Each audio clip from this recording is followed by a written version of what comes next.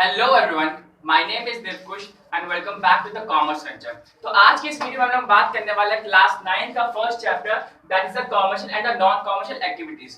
तो इसका जो फर्स्ट टॉपिक है ये हमारा मीनिंग ऑफ ह्यूमन एक्टिविटीज। तो अगर हम लोग ह्यूमन एक्टिविटीज की बात करें तो ह्यूमन एक्टिविटीज होता क्या है?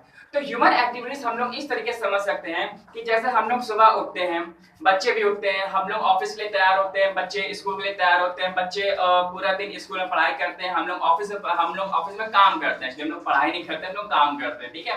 तो पूरा दिन जितना भी हमने काम किया या शाम को हम कोई भी एक्टिविटी कर रहे होते हैं तो उस पूरे दिन को हम लोग उसको कैलकुलेट कर सकते हैं ह्यूमन एक्टिविटी में। तो हम लोग वो काम कर क्यों रहे हैं, ठीक है। तो वो जो काम होता है दैट इज कि वो हम जो काम कर रहे हैं वो अपने जो वांट्स है उसको सेटिस्फाई करने के लिए काम कर रहे हैं। भाई अगर हम लोग काम नहीं करेंगे, हम लोग ऑफिस नहीं जाएंगे तो हमें सैलरी कहाँ से मिलेगी, और अगर हमें सैलरी नहीं मिलेगी तो हमारी जितनी भी वांट्स है जो हम उसको कैसे फुलफिल कर पाएंगे। क्लियर है? तो इसको हम लोग एक एग्जांपल्स के थ्रू समझते हैं। जैसे कि human activities are undertaken to satisfy the human wants which are unlimited. Unlimited यहाँ पे क्यों कहा गया है कि ह्यूमन वांट्स सेटिस्फाई। देखिए जितने भी हमारी ह्यूमन एक्टिविटी होती है, हम लोग कुछ काम करने से, हमने आपको पहले बताया कुछ भी अगर हम लोग काम करेंगे तो हम लोग को सैलरी मिलती है और उस सैलरी से हम अपनी इच्छाएं पूरी करते हैं। इच्छाएं हम लोग ऐसे समझ सकते हैं जैसे मानिए कि आपके घर में मम्मी पापा हैं, आप हैं और आपकी सिस्टर्स हैं, ठीक है। तो आपकी इच्छाएं कुछ और होंगी, आपकी सिस्टर की वांट्स कुछ और होगी, आपके मदर की कुछ और होगी, आपके फादर की कुछ और होगी। आप चाहते हैं कि आपको जब आपकी सैलरी मिले, आप चाहते हैं कि आप स्मार्टफोन लें, आपकी सिस्टर चाहती हैं कि वो अपना लैपटॉप ले लें, लेकिन आपकी मदर चाहती हैं कि इस स्मार्टफोन और लैपटॉप से ज्यादा जरूरी है कि किचन की फ्रिज आ जाए, ठीक है। तो हर एक की जो वांट्स है वो कैसी है, वो हमारी अलग अलग है। तो इसीलिए हम लोग सेकंड पॉइंट देखते हैं, human activities continue through out the life. यहाँ पे एक वर्ड है थ्रू आउट लाइफ, मतलब क्या होता है कि यहाँ पे जितनी भी एक्टिविटी होती है वो हमारी completely through out the life चलती ही रहती है। अब आपके दिमाग में एक आंसर आ रहा होगा कि सर प्राइवेट जॉब वालों का तो समझ में आता है कि हाँ चलिए वो अपना जब तक की उनकी कैपेबिलिटी होती है वो अपना काम करते हैं और तभी उनकी लाइवलीहुड चल सकती है। लेकिन सर गवर्नमेंट सेक्टर वालों को क्या होता है, गवर्नमेंट सेक्टर वाले 60 इयर्स के बाद रिटायर हो जाते हैं। तो माय डियर फ्रेंड्स, तो 60 इयर्स के बाद बहुत सारे गवर्नमेंट एम्प्लॉयज ऐसे होते हैं जो रिटायर हो जाते हैं, क्लियर है। लेकिन उनमें से भी बहुत सारे गवर्नमेंट एम्प्लॉय ऐसे होते हैं जिनकी जो दिनचर्या होती है वो उसी के रूटीन में बनी होती है। अब जब रूटीन में बनी होती है तो वो घर पे नहीं बैठ सकते, तो करते क्या है, वहां पे गवर्नमेंट ऑफिस रिटायर होने के बाद किसी प्राइवेट कॉर्पोरेट को या किसी भी प्राइवेट फर्म को वो ज्वाइन कर लेते, जिससे कि उनका जो दिमाग है वो वैसे ही वर्क करता रहे एज जैसा कि उनका गवर्नमेंट ऑफिस में काम कर रहा था, ठीक है। तो नेक्स्ट आते हैं हम लोग, human activity have a very wide range. As I told you earlier कि जैसे अभी हमने आपका एग्जांपल दिया आपके मदर फादर सिस्टर और आपका, ठीक है, कि आपकी वांट्स है कि भाई आप स्मार्टफोन चाहते हो, आपकी सिस्टर की वांट है वो लैपटॉप चाहती हैं, मम्मी चाहती हैं आपकी कि भैया हमें कुछ नहीं चाहिए, मेरे घर में बस फ्रिज आ जाए, ठीक है। तो इसी प्रकार से हमारी जो इच्छाएं होती है वो अनलिमिटेड तो होती हैं, साथ ही साथ they are having a very wide range, clear है। तो अब जो नेक्स्ट टॉपिक है हमारा वो है हमारा टाइप्स ऑफ ह्यूमन एक्टिविटी। तो आइए देखते हैं। तो इसके हमारे दो टाइप्स होते हैं, पहला है हमारा इकोनॉमिक और कॉमर्शियल एक्टिविटीज, सेकंड है हमारा नॉन इकोनॉमिक और नॉन कॉमर्शियल एक्टिविटीज। तो आइए डिस्कस करते हैं। फर्स्ट टॉपिक है हमारा इकोनॉमिक और कॉमर्शियल एक्टिविटीज। इसकी डेफिनेशन देखते हैं क्या है हमारी। Economic activities refer to all those human activities which are undertaken to earn a living and thereby satisfy the human wants. Okay, जैसा कि हमारा जो टर्म है इकोनॉमिक मीन्स टू से व्हाट, कि कोई भी हम लोग काम करते हैं, कि कोई भी बाइंग एंड सेलिंग XYZ हम लोग कुछ भी करेंगे तो वहाँ पे हमारा क्या होगा, वहाँ पे हमारा प्रॉफिट होगा। Without profit we are not going to, हम लोग कुछ भी काम नहीं करने वाले, ठीक है। तो यहाँ पे हम लोग देखते हैं कैरेक्टरिस्टिक्स यहाँ पे क्या क्या है। सबसे पहले हमारा इकोनॉमिक मोटिव, सेकंड है हमारा प्रोडक्टिव, तो नेक्स्ट है हमारा इकोनॉमिक रिसोर्सेज, नेक्स्ट है रेशनल यूज, और हमारा है economic growth, legal and valid and the socially desirable. ये सारे ही कैटेगरीज हम लोग अभी डिस्कस करते हैं। तो पहले हमारा इकोनॉमिक मोटिव। इकोनॉमिक मोटिव क्या है, you can take the help of the book. तो पहला इकोनॉमिक मोटिव है हमारा, economic activities are undertaken to earn money and acquire wealth. The main motive behind this activity is to make an economic gain. Okay, economic motive मतलब कि हम लोग कोई भी एक्टिविटी करते हैं या कुछ भी बाइंग एंड सेलिंग करते हैं या कोई भी XYZ ट्रेड करते हैं, तो वहाँ पे हमारा सबसे पहला मोटिव होता है कि वो चीज़ करने के लिए या वो काम करने के बाद हमको प्रॉफिट होना चाहिए, तो इसी को हम लोग बोलते हैं हम लोग इकोनॉमिक मोटिव। ओके, नेक्स्ट आता है हमारा प्रोडक्टिव। प्रोडक्टिव क्या होता है? Economic activities involve production, distribution and exchange of goods and services for satisfy the human wants. These activities are directly related to creation of the wealth. Okay. जैसे कि हमने यहाँ पे बात की कि इकोनॉमिक मोटिव की, तो इकोनॉमिक मोटिव हमारे पास यहाँ पे क्या है कि हमने कोई भी ट्रेड किया है, कोई भी हमने activity that is going to give us a profit. तो यहाँ पे हम लोग प्रोडक्टिव मतलब क्या होता है? कोई भी चीज हम लोग काम करते हैं that also is going to give the profit. Productive मतलब कि जैसे we can take the example of the Thums Up, we can take the example of the Parle G, Sunfeast हो गया, या किसी बाइक की हम लोग बात कर लेते हैं, किसी कार की बात कर लेते हैं। तो जब भी वो चीज कोई जब प्रोड्यूस कर रही होती है या कोई भी जब उनका जो प्रोडक्शन हो रहा होता है, तो वो ऐसा नहीं होता है कि पार्ले जी वाले सारे बिस्किट्स बना के अपने ही घर पे धर लेंगे, ऐसा नहीं होता है। तो वो जब बनाते हैं तो उसको वो सेल करते हैं, ठीक है। तो इसके हिसाब से तो उनको वहाँ पे इकोनॉमिक मोटिव दिख रहा होता है। क्लियर है? नेक्स्ट है हमारा इकोनॉमिक रिसोर्सेज। ये क्या होता है economic resource? Economic activities make use of economic resources such as land, labour, capital and etcetera. Okay, economic motive हमने पढ़ लिया और प्रोडक्टिव पढ़ लिया। एंड इकोनॉमिक रिसोर्स क्या होता है कि ये दोनों ही चीज करने के लिए हमारे पास, इकोनॉमिक रिसोर्स के लिए हमारे पास फैक्ट्री होनी चाहिए, लैंड होनी चाहिए, लेबर होनी चाहिए, कंपनी के पास उसके एसेट्स होने चाहिए। एसेट्स का मतलब ये होता है कि जब कंपनी के पास मशीनरी होगी ही नहीं तो प्रोड्यूस क्या करेगी? कुछ भी नहीं कर पाएगी। उसके पास, कंपनी के पास जब लेबर ही नहीं होंगे तो वहां पे फैक्ट्री में काम कौन करेगा? काम कोई मालिक तो करने आएगा नहीं, उसके लिए उसको लेबर चाहिए होता है, ठीक है। तो that is the economic resources, मतलब कि वो काम करने के लिए, कुछ भी प्रोड्यूस करने के लिए उसके पास रिसोर्सेज होने चाहिए। ओके, नेक्स्ट आता है हमारे पास रेशनल यूज। रेशनल यूज क्या होता है? Economic activities require proper allocation of scarce resources so as to obtain maximum output from them. Rational use मतलब इसका हम लोग बहुत ही अच्छा एग्जांपल है गन्ने का रस।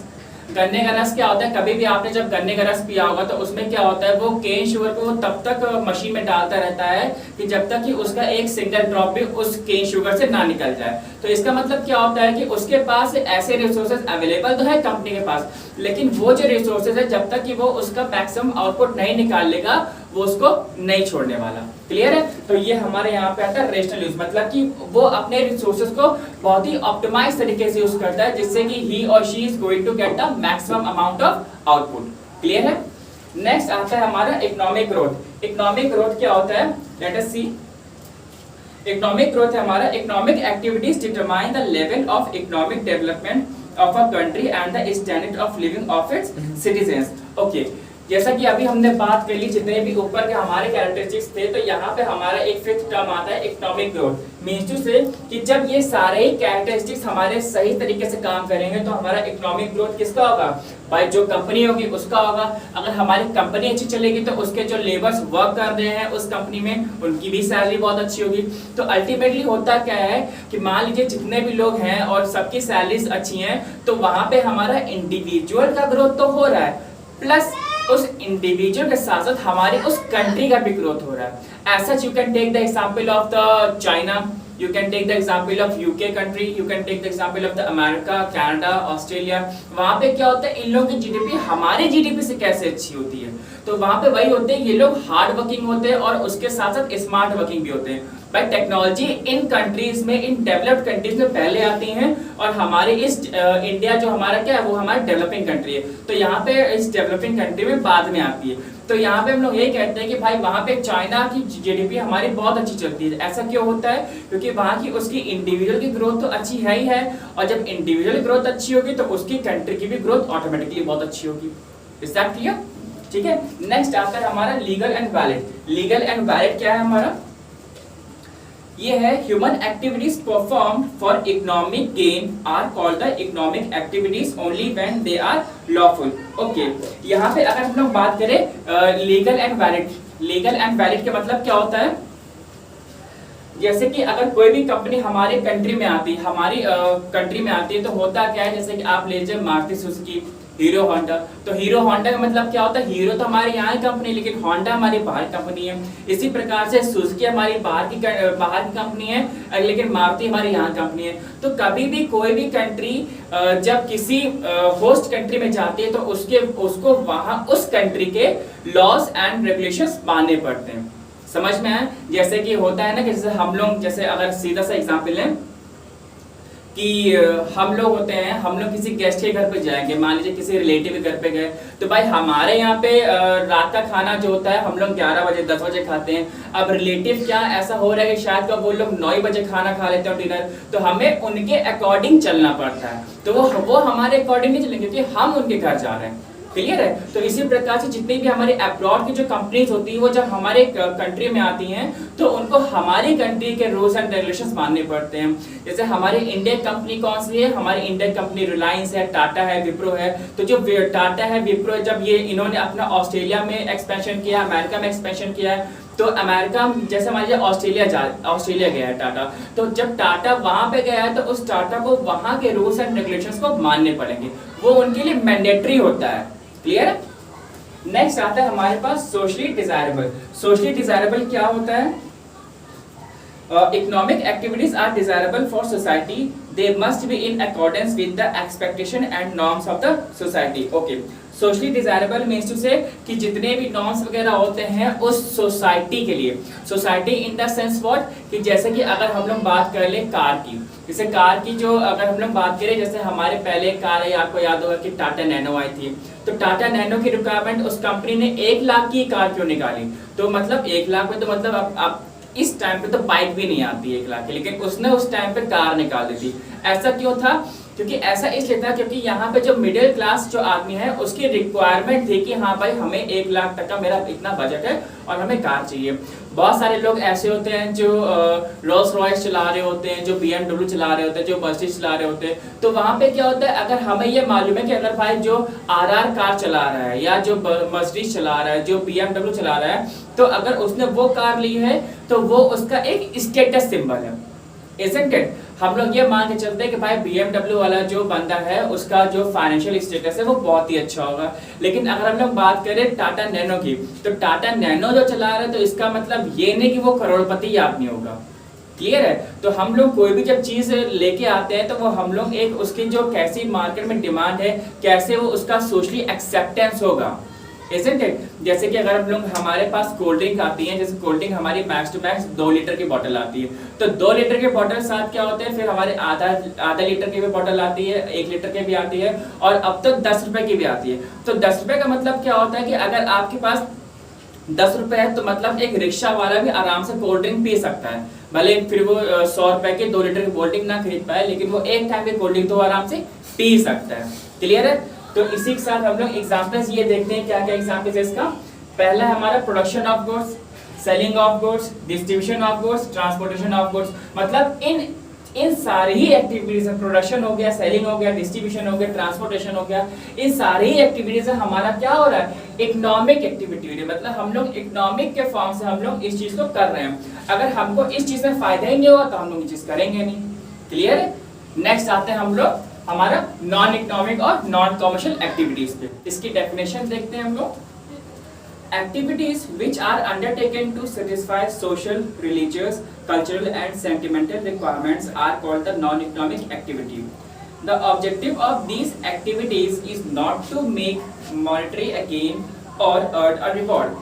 इसका मतलब क्या होता है, जैसे हम लोगों ने पहले जो टॉपिक पढ़ा था इकोनॉमिक एक्टिविटी, उसमें मतलब क्या था, अगर हम लोग कुछ भी काम कर रहे हैं, परचेजिंग कर रहे हैं, डिस्ट्रीब्यूशन कर रहे हैं, ट्रांसपोर्टेशन कर रहे हैं, तो वहाँ पे हमें कुछ ना कुछ फायदा होगा। ठीक है? यहाँ पे क्या होता है, यहाँ पे हमें सिर्फ और सिर्फ पर्सनल सेटिस्फैक्शन मिलता है। यहाँ पे हमारा इकोनॉमिक फायदा 1 रुपए का भी नहीं होता है, और ना ही हम उस चीज को करते हैं। क्लियर है? किस लिए नहीं करते हैं? जैसे कि अगर हम लोग यहाँ पे एग्जांपल्स देखें, लव एंड अफेक्शन हो गया, मतलब क्या है कि अगर हम लोग डिनर विद फैमिली, अगर हम लोग परिवार के साथ खाना खा रहे हैं या बहुत टाइम बाद खा रहे हैं, तो ये हमारी खुद की नीड्स हैं। क्लियर? ये हमारी इच्छा है कि हम परिवार के साथ खाना खाएंगे। क्लियर है? जैसे कि पर्सनल सेटिस्फेक्शन में आते हैं तो हम लोग मेडिटेशन, तो मेडिटेशन करने से हमें कोई पैसे नहीं मिलने वाले, या आपको कोई बैंक पैसा नहीं देने वाला कि भैया आप मेडिटेशन करिए हम आपको पैसे देंगे, ऐसा कुछ भी नहीं होता है इसमें। क्लियर है? फिजिकल नीड्स मतलब कि यहाँ पे मॉर्निंग वॉक हो गई, इवनिंग वॉक हो गई, या अगर आप कुछ भी खेल रहे होते हैं तो यहाँ पे वॉक करने का मीनिंग ये है कि आप अपनी फिजिकल फिटनेस के लिए काम कर रहे हैं, ना कि किसी दूसरे के लिए। ओके, यहाँ पे अब आता है रिलीजियस ऑब्लिगेशंस। ये इंडिया में बहुत ज्यादा होता है और बहुत ही ज्यादा होता है। यहाँ पे क्या है? प्रेयर मीन्स से कि जो रिलीजियस एक्टिविटी होती है, मतलब कि लोग दिल खोल के चंदा देते हैं, या आप कहिए कि कहीं पे कोई जागरण हो रहा है तो वहाँ पे लोग डोनेशन देते हैं, ठीक है। और मतलब कि जैसे हमारी जो गणेश चतुर्थी आती है तो लोग उसकी गणेश की मूर्तियाँ रखवाते हैं। तो यहाँ मतलब क्या होता है, जो भी रिलीजियस काम होता है, रिलीजियस काम में हमारा ये भी होता है कि हम लोग भगवान के लिए काम करते हैं और उनके साथ हमारा जो गरीब लोग होते हैं उनकी भी हमारी हेल्प हो जाती है। क्लियर है? तो आइए देखते हैं कि इन दोनों में डिफरेंस क्या क्या है। जैसे कि हमारा commercial activities and non commercial activities, ये जो टेबल मैंने बना के यहाँ पे रखी हुई है, थोड़ा सा उम्मीद करता हूँ कि थोड़ा सा साफ है, और काइंडली प्लीज इसको आप एग्जामिनेशन पॉइंट ऑफ व्यू से ऐसे ही बनाइएगा, जैसे कि आपका commercial activities, non commercial activities, और यहाँ पे जो पॉइंट ऑफ डिस्टिंक्शन है ये बहुत ही इंपॉर्टेंट होता है एग्जाम्स के लिए, ठीक है। तो पहला है हमारा डिस्टिंक्शन ऑब्जेक्टिव। ऑब्जेक्टिव में क्या होता है कि to earn our living and the acquire wealth. हमारा ऑब्जेक्टिव क्या है कि भाई हम लोग अपनी जो जीविका चलाते हैं, जैसे कि हमारी जो डे टू डे जो एक्सपेंसेस होते हैं उसको हमें रन करना। इसमें क्या होता है कि to obtain some sorts of personal satisfaction. As I told you earlier कि यहाँ पे नॉन कमर्शियल एक्टिविटीज हम लोग मेजोरिटी ऑफ जो वर्क जो होता है वो हम लोग अपने पर्सनल सेटिस्फैक्शन के लिए करते हैं। क्लियर है? सेकेंड टॉपिक है हमारा एक्सपेक्टेशंस। एक्सपेक्टेशन क्या क्या होता है हमारा? Money income is expected from these activities. कोई भी अगर हम लोग इस सेक्शन में काम करेंगे कॉमर्शियल एक्टिविटीज में तो हमें ये एज्यूम होता है कि हाँ यहाँ से कुछ ना कुछ हमें प्रॉफिट होगा ही होगा। क्लियर है?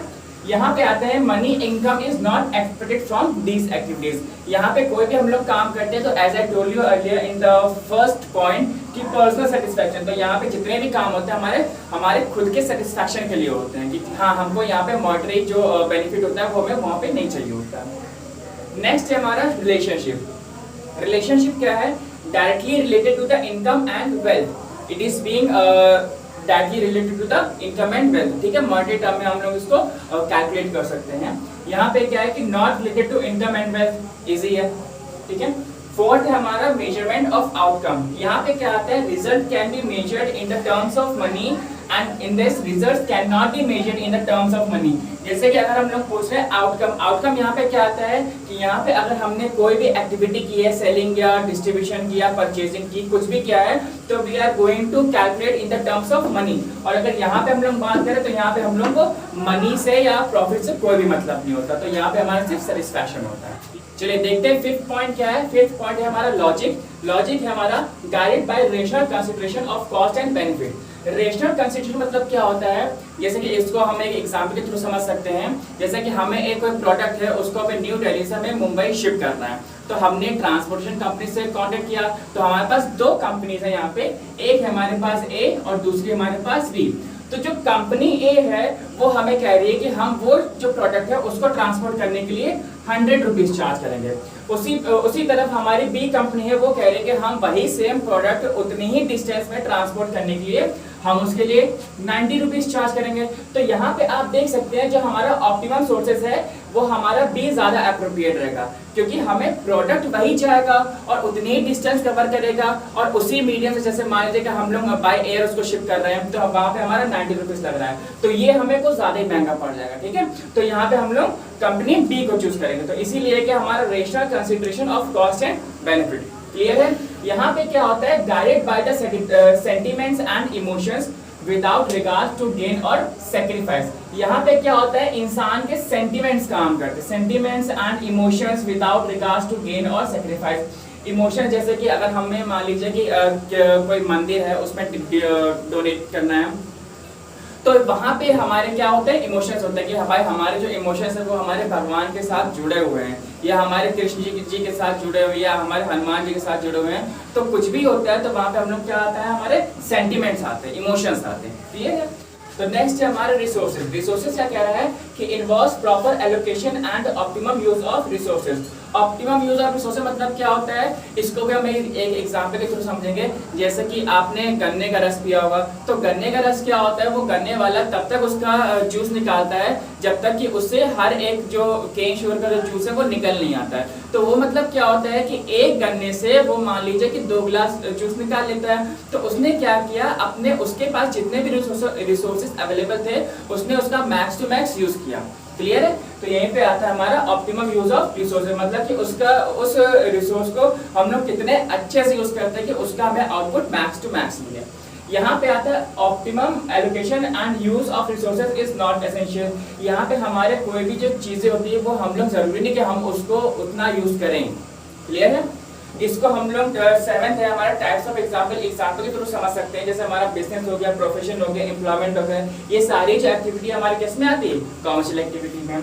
यहाँ पे हमारा आता है कि family oriented, religious, social, cultural and the national, जितने भी चीजें होती है ये हमारे किस में आती है, नॉन कॉमर्शियल एक्टिविटीज में। क्लियर है?